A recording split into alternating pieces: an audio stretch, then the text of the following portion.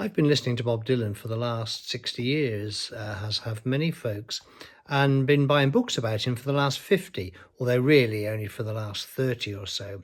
I don't buy everything. I buy books by authors who have a track record proven to me, or ones recommended by reviewers whose opinions I trust, and also by friends perhaps whose opinions I also trust. Let's pop behind the sofa and have a look.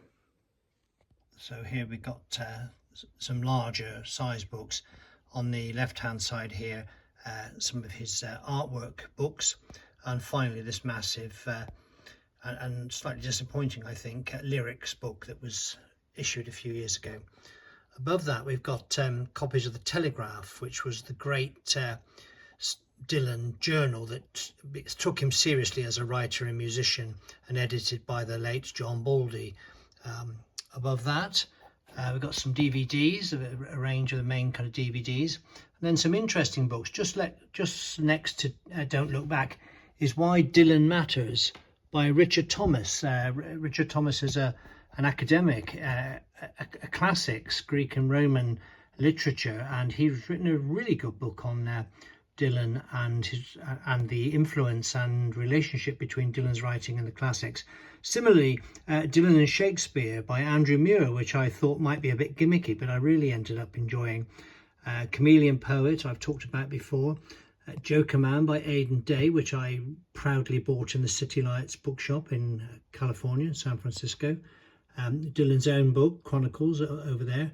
There's a Missing Space, which is for Stealing Dylan from Woodstock by Ray Folk, which I've lent out, but that's fabulous, about the 1969 Isle of Wight festival.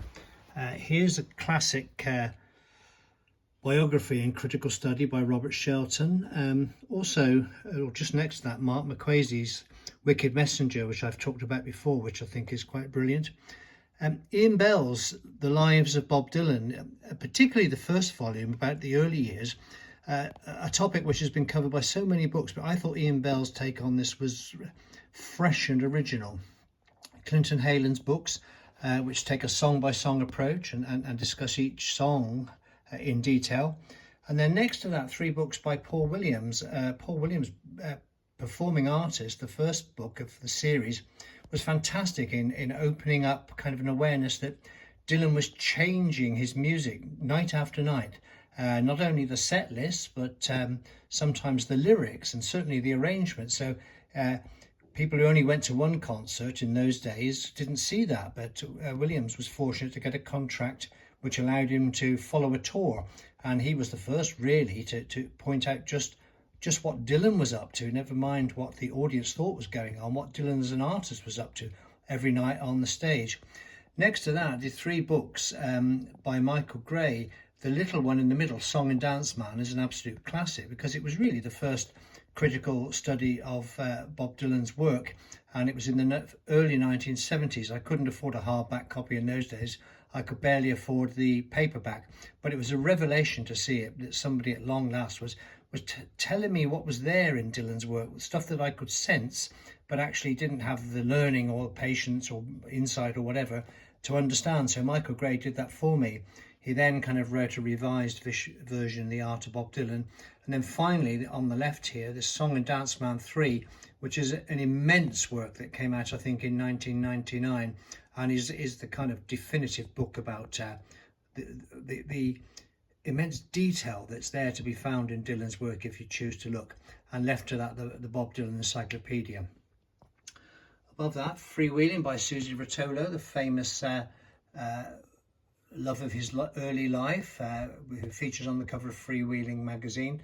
Dylan's Versions of Sin by Christopher Riggs, an eminent poet and academic. Various different books here. Bob Dylan in America by Sean Willents is highly regarded. And then on the right here at the far end is the Journal Judas, which only ran for 20 editions, but was fabulous replacement almost, or extension of what the Telegraph was trying to do. So above that we have this and that.